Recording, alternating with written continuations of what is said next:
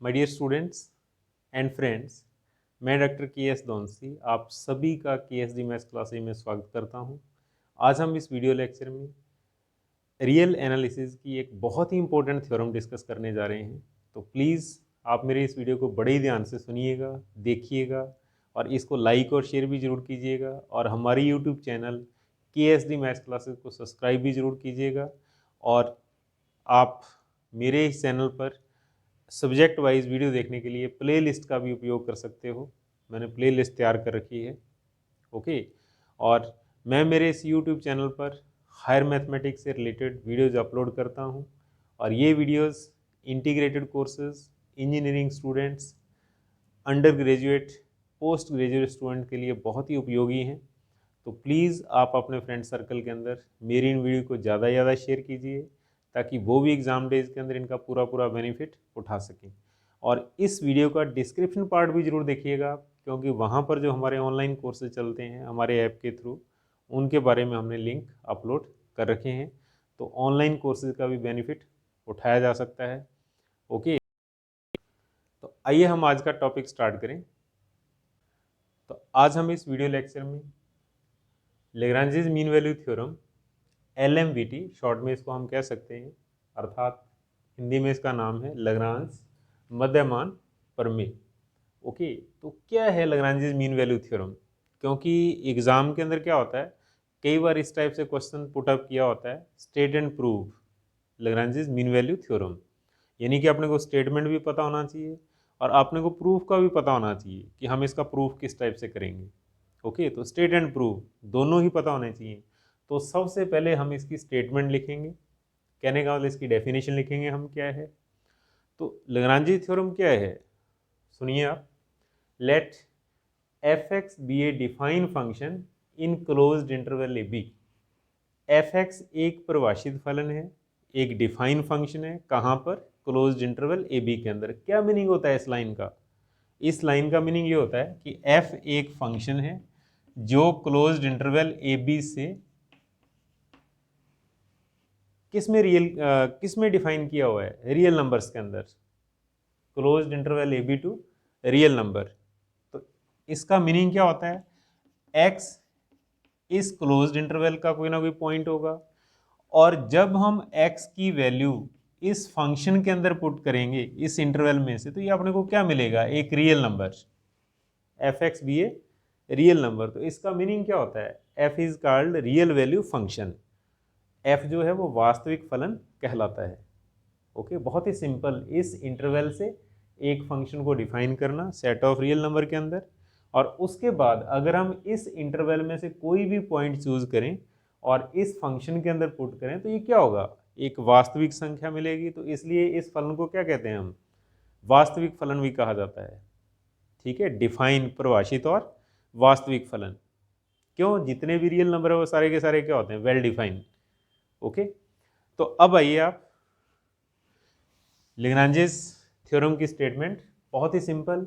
Late f(x) be a define function in closed interval A B such that, जो इस प्रकार हो। कैसा? Number 1, f is continuous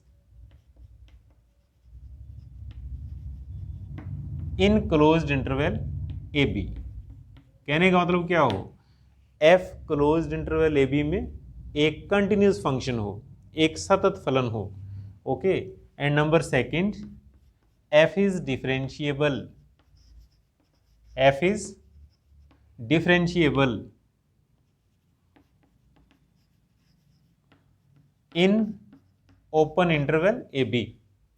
f open interval A B में क्या हो? अवकलनीय फलन, यानी कि एक ऐसा फंक्शन जिसका हम डिफरेंशिएशन कर सकते हो। देन देयर एग्जिस्ट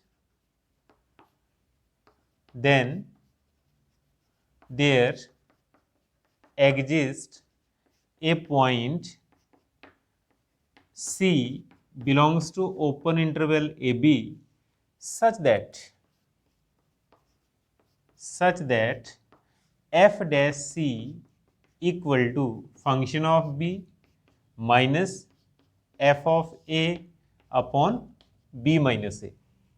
ओके, तो दोबारा फिर सुनिए, एफ एक कंटिन्यूस फंक्शन होना चाहिए क्लोज इंटरवल के अंदर, एफ एक डिफरेंशिएबल फंक्शन होना चाहिए ओपन इंटरवल के अंदर, तब क्या होगा, एक पॉइंट सी होगा किसके अंदर, ओपन इंटरवल ए बी में।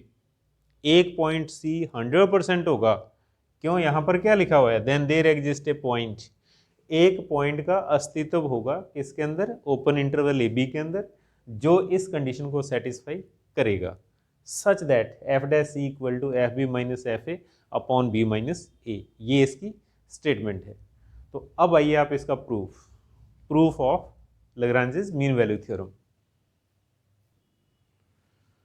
हमें प्रूफ में हम लोग क्या करेंगे, सबसे पहले लिखेंगे since F X be a defined function in closed interval A B such that, जो इस टाइप का है, क्लोज्ड इंटरवल ए बी में कंटिन्यूस अर्थात संतत है, और डिफरेंशिएबल है किसके अंदर, ओपन इंटरवल ए बी के अंदर। ओके, हिंदी में हम क्या कह सकते हैं, अवकलनीय फलन है। देन टू प्रूव हमें प्रूफ करना होगा there exist a point C in open interval A B such that F dash C equal to F B minus F A upon B minus A. हमारा टारगेट रहेगा ये result proof करना। Okay, तो इसके लिए हम लोग क्या करेंगे, एक नया फंक्शन डिफाइन करेंगे। तो लिखिए आप, for this theorem we define a new function phi x. For this theorem,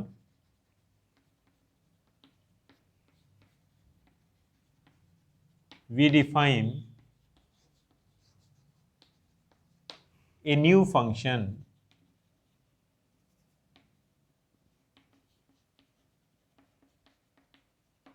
phi in closed interval AB।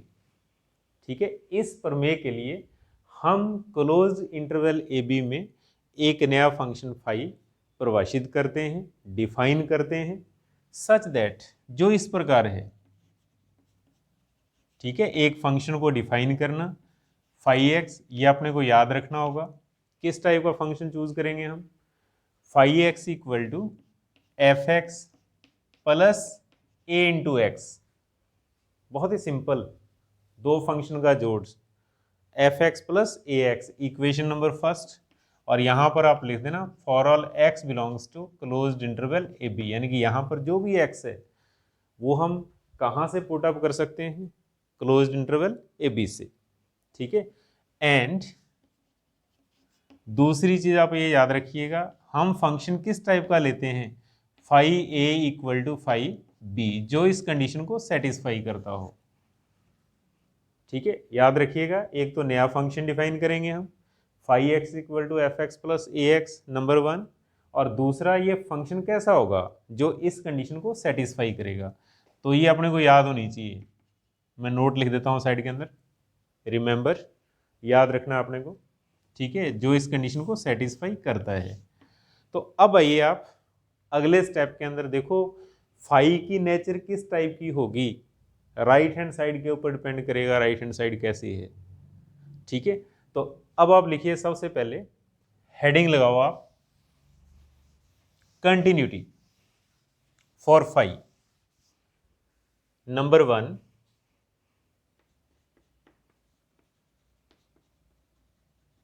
Continuity for phi. क्या फाई कंटिन्यूस है, ये चेक करिए आप। तो इसके लिए बहुत ही simple, since F x and A X are continuous function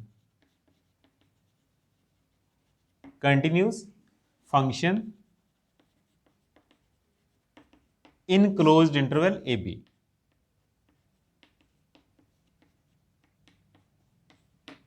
ठीक है, एफ हमारे पास ऑलरेडी कंटिन्यूस गिवन है, और हम लोग क्या जानते हैं, ए इंटू एक्स भी क्या होगा, कंटिन्यूस फंक्शन होगा। और यहां पर आप मेंशन कर देना where a equal to constant, यहां पर ए क्या है, कांस्टेंट है, अचर है।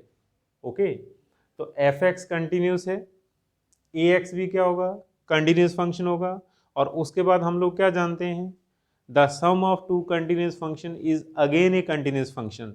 दो कंटिन्यूस फलनों का जोड़ क्या होता है, एक कंटिन्यूस फंक्शन होता है, द्वारा फिर एक सतत फलन होता है। तो अगले स्टेप के अंदर आप क्या लिख सकते हो, f x plus a x is a continuous function, is a continuous function, कहां पर, in closed interval A b.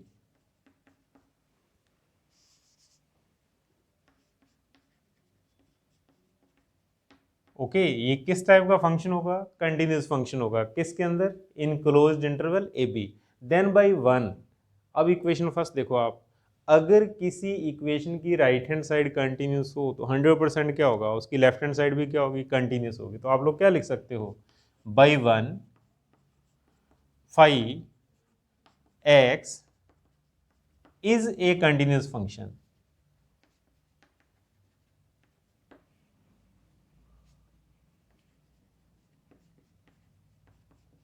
Okay, five x भी क्या होगा, एक कंटिन्यूस फंक्शन होगा, कहां पर, क्लोज्ड इंटरवल ए बी के अंदर। और अगले स्टेप के अंदर हम लोग क्या लिख सकते हैं, नेक्स्ट लिखो आप नंबर सेकंड। देखो एक चीज प्रूफ होगी यहां पर, फाइव किस टाइप का फंक्शन है, कंटिन्यूस फंक्शन है। तो नेक्स्ट लिखो आप डिफरेंशिएबिलिटी, अवकलनीयता।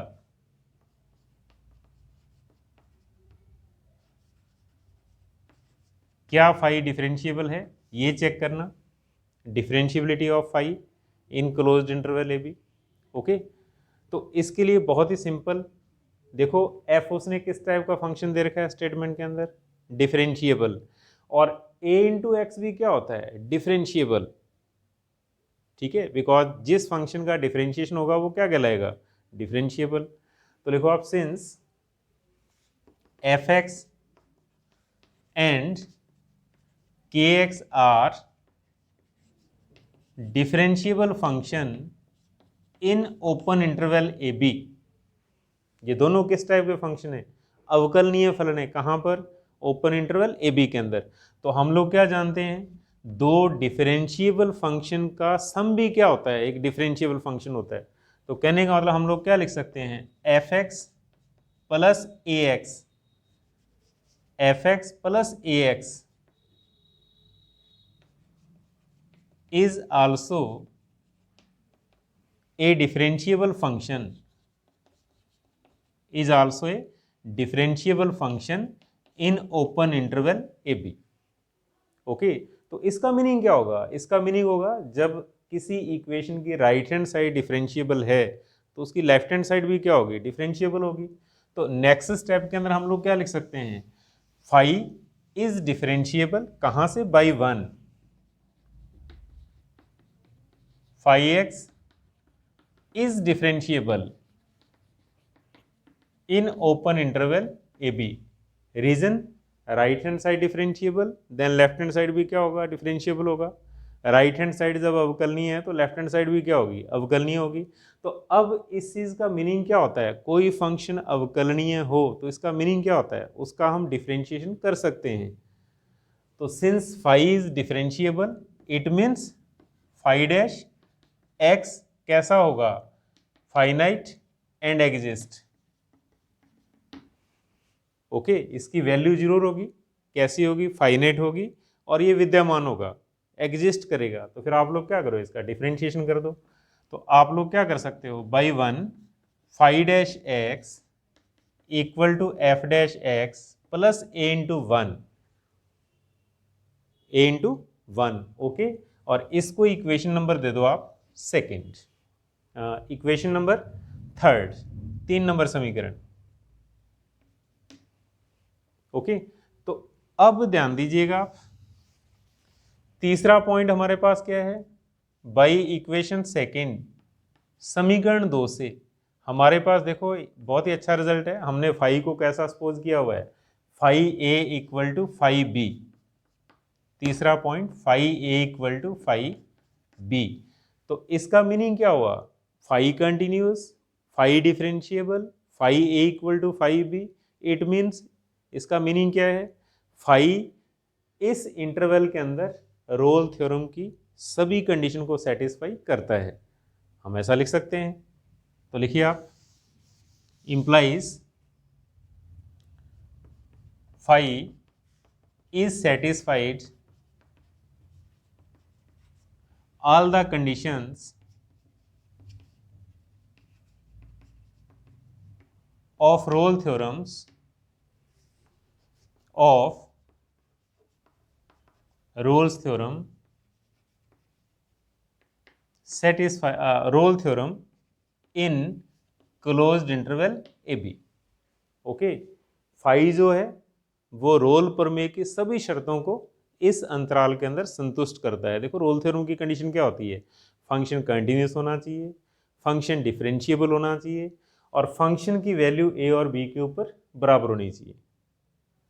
ठीक है, तो फिर ऐसा है तो क्या होगा, रोल थ्योरम का आंसर क्या होता है, रिजल्ट क्या होता है, रिजल्ट होता है then there exist a point C belongs to open interval AB such that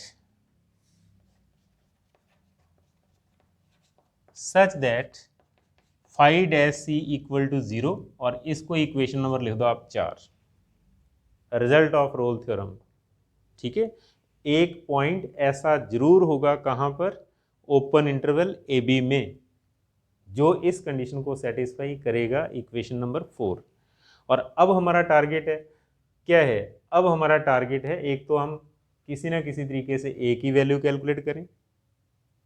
ठीक है, और उसके बाद हम लोग क्या करें, फाई डैश सी को तैयार करें हम, क्योंकि अपने पास एक रिजल्ट आ चुका है बहुत ही बढ़िया, phi dash C equal to 0। ठीक है, तो इसके लिए आप सबसे पहले लिखो आप बाई थर्ड एंड फोर्थ समीकरण 3 और 4 से देखो क्या होगा, phi dash C equal to 0, इसका मीनिंग क्या होगा, आप x के स्थान पर c रखिए और इसको 0 के बराबर पुट कर दो। तो हम ऐसा लिख सकते हैं, that is phi dash C equal to f dash c plus a equal to 0, क्योंकि इसकी वैल्यू 0 के बराबर है। तो अब हमारे पास अगले स्टेप के अंदर क्या होगा, आप इसको छोड़ दो, इसको सेलेक्ट करिए आप, that is phi dash c plus a equal to 0। तो यहाँ पर हमारे पास क्या आ जाएगा, F dash C equal to minus a, equation number 5। और अब अपने को ए की वैल्यू कैलकुलेट करनी है और यहाँ पर ए का मान पुट करना है, और ऐसा करते 100% लाग्रांजेस मीन वैल्यू थ्योरम सेटिस्फाई हो जाएगी। ओके, तो आगे फिर आइए आप, बाई फर्स्ट एंड सेकेंड, अब इन दोनों इक्वेशंस का रोल है। ठीक है, कैसे, since phi a equal to phi b, कहाँ से, बाई 2, और अब आप इक्वेशन फर्स्ट का यूज करिए बाई 1। देखो फाई ए कैसे लिख सकते हो आप, एक्स के स्थान पर ए पुट कर दो आप, तो क्या देगा, F of A plus A into A, ये क्या हो गया, फाई ए हो गया, F of A plus A into A, और ऐसे इक्वल टू फाई भी लिखना है, तो इक्वल टू फाई भी लिखोगे तो आपके पास क्या आएगा, phi of b equal to F of b plus A into b. तो राइट हैंड साइड के अंदर हमारे पास आ जाएगा f of b plus A into b. Okay, और अगला टारगेट क्या होगा, ए कैलकुलेट करना। तो ए कैलकुलेट करने के लिए हम लोग क्या करेंगे, ए की टर्म लेफ्ट के अंदर और विदाउट ए राइट के अंदर। तो नेक्स्ट स्टेप के अंदर आप ऐसा लिखिए, A into A minus A into B equal to function of B minus function of A. Okay, और अब ए को कॉमन निकालना, तो हमारे पास क्या आ जाएगा, A minus B equal to function of B minus function of A. और अगला स्टेप हम लिख सकते हैं, नेक्स्ट स्टेप के अंदर देखिए आप, अगर हम यहाँ से ए कैलकुलेट करें तो हमारे पास क्या आएगा, ए हमारे पास आएगा function of B minus function of A upon a minus b. और अगले स्टेप के अंदर आप लोग क्या करो, इस माइनस को कॉमन निकाल दो बाहर, तो हमारे पास बनेगा A equal to minus function of B minus function of A upon B minus A, ऐसा लिख सकते हैं हम माइनस को कॉमन निकालने के बाद। और अब इक्वेशन 5 के अंदर वैल्यू पुट कर दो आप, तो लिखिए आप 9/5 इक्वेशन 5 से, तो इक्वेशन 5 के अंदर जब हम a की वैल्यू पुट करेंगे तो हमारे पास क्या आएगा, हमारे पास आएगा f dash C equal to minus into minus, तो क्या हो जाएगा प्लस, और इंटू हमारे पास आएगा function of B minus function of A upon B minus A. ध्यान दीजिए आप, यहाँ ऑलरेडी माइनस था हमारे पास, ओके, और माइनस इंटू माइनस प्लस, और फिर जो ब्रैकेट के अंदर टर्म है वो बचेगी हमारे पास। तो अगला स्टेप हम लिख सकते हैं, that is F dash C equal to F of B minus F of A upon B minus A, और यहाँ पर जो सी है वो कौन सा पॉइंट है, सी किस टाइप का पॉइंट है, belongs to open interval A b, कहाँ से, अकॉर्डिंग टू रोल थ्योरम। ठीक है, तो यही हमारा टारगेट था, यही लैग्रांज थ्योरम का आंसर है कि एक पॉइंट सी ऐसा जरूर होगा ओपन इंटरवल ए बी के अंदर जिस पर हम क्या लिख सकते हैं, derivative at c equal to function of B minus function of A upon B minus a. Okay, तो इस तरीके से बड़े ध्यान से आपने इसका प्रूफ करना है, मुश्किल नहीं है, बहुत इजी है, थोड़ा ध्यान से चलिएगा आप। ओके, हमें नेक्स्ट देखिए आप, geometrical interpretation of LMVT, Lagrange's mean value theorem का ज्यामितीय अर्थ। ओके, यानी कि ज्योमेट्रिकल मीनिंग। तो देखो क्या होगा ज्योमेट्रिकल मीनिंग में कि if y equal to f x is a continuous curve between two points x equal to a and x equal to b, यानी कि हमारे पास क्या हो, y equal to f x एक वक्र हो और जो सतत हो किसके बीच में, दो बिंदु x बराबर a और x बराबर b के बीच में।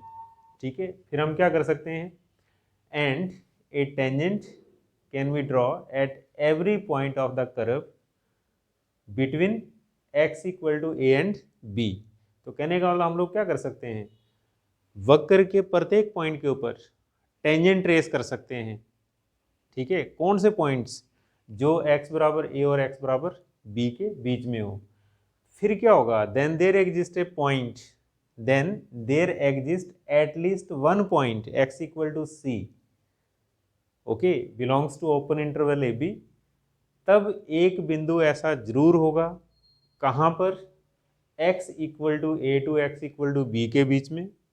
ठीक है, जिस पर टेंजेंट किस टाइप की होगी, then there exist at least one point x belongs to x equal to c belongs to open interval AB such that the tangent there at is parallel to the chord joining between points A, FA and B, FB। इसका meaning समझिए आप, कहने का मतलब क्या होगा कि अगर हम इस कर्व के ऊपर x बराबर A से x बराबर B के बीच में प्रत्येक बिंदु पर स्पर्श रेखा खींचें तो 100% अपने को एक पॉइंट ऐसा जरूर मिलेगा x इक्वल टू सी जिस पर टेंजेंट क्या होगी, उस जीवा के समांतर होगी।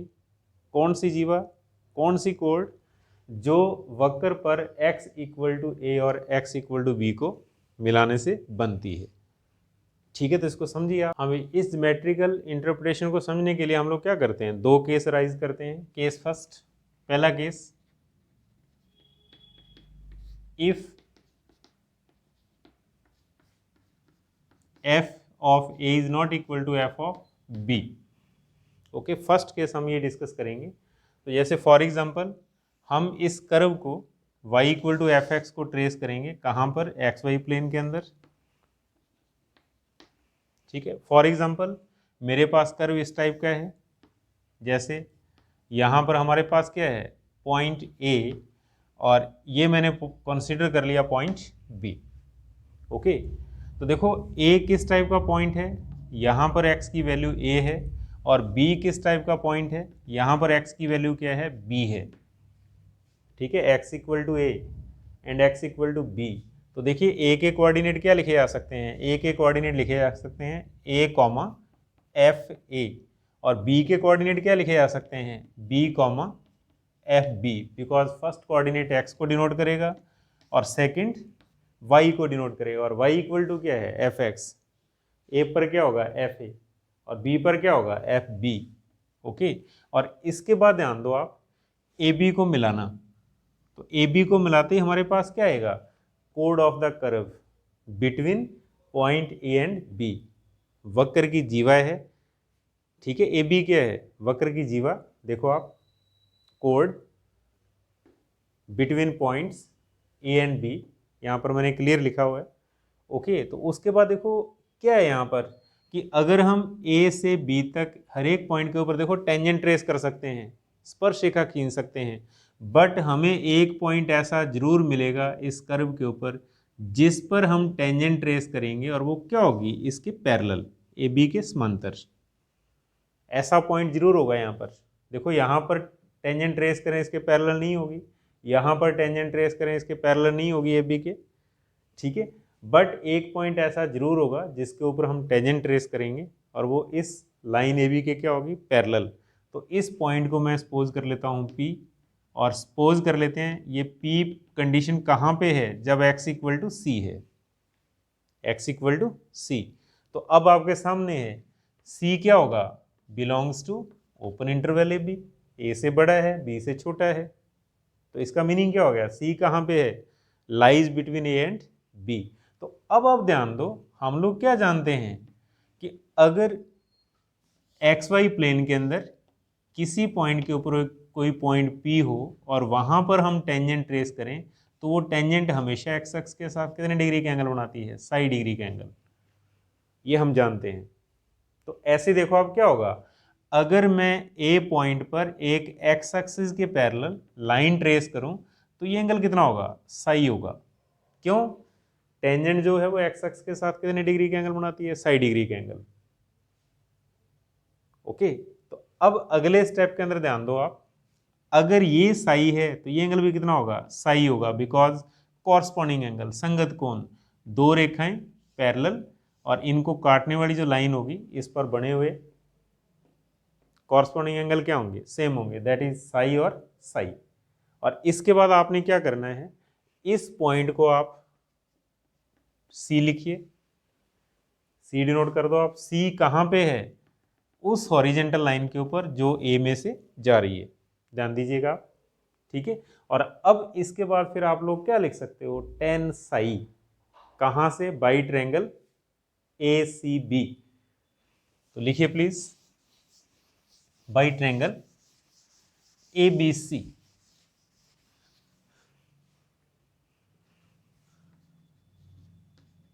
By right angle triangle a c b, आप इसको इस तरीके से लिखिए, ठीक है। तो देखो ये सिचुएशन है हमारे पास, मैं अगर इसको बाहर बनाने की कोशिश करूं, ए सी और बी, ये एंगल 90 है, ये हमारे पास साई है, ठीक है। तो अब यहां से अगर हम टेन साई लिखें तो टेन साई क्या होता है, perpendicular upon base, that is B C upon A C, ठीक है, बी सी अपॉन ए सी। तो अब आप इस डायग्राम को ध्यान से देखिएगा, देखो बी सी कितना होगा, ये हमारे पास एफ बी है, हाइट कहने का मतलब, ये हमारे पास क्या है, एफ ए है, हाइट है इस पॉइंट की, देखो आप इसके पैरेलल है, फंक्शन ऑफ ए, और बी पॉइंट की हाइट क्या है, फंक्शन ऑफ बी, और अपने को बी सी लिखना है। बी सी का मीनिंग क्या होगा, एफ बी में से एफ ए को माइनस करना। तो अगले स्टेप के अंदर देखो मैं क्या लिख सकता हूँ, बी सी को f B minus F A upon, upon में क्या लिखना है, ए सी, ध्यान दो आप, बटा में क्या लिखना है आपको, ए सी की वैल्यू लिखनी है। तो ए सी की वैल्यू क्या होगी, ये हमारे पास बी है यहाँ से लेकर यहाँ तक, और ये हमारे पास ए है यहाँ से लेकर यहाँ तक, ये बी और ये ए, तो ये कितना हो जाएगा, B minus A, that is B minus A.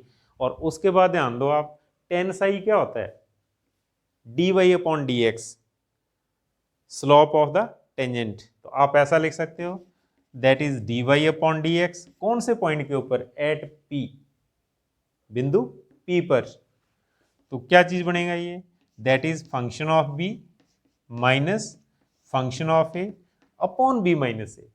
और उसके बाद हम D Y upon D X को क्या लिख सकते हैं, ठीक है, हम ऐसा लिख सकते हैं that is dy upon D X at x equal to C, क्योंकि यहाँ पर x की वैल्यू क्या है, c है।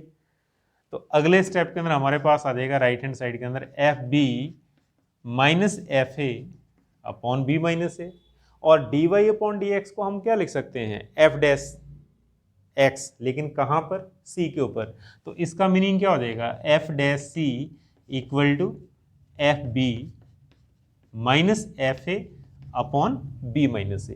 तो आपके सामने है, ये क्या है, लैग्रांजेस मीन वैल्यू थ्योरम है, और हमने इसको किस चीज़ से प्रूव किया है, बाई ज्योमेट्री, ज्यामिति से। ठीक है, और इसको नंबर दे दो आप फर्स्ट। और अब सेकंड केस, अगर हमारे पास क्या हो, f a equal to F b हो, तो लिखिए आप केस सेकंड। दूसरा केस,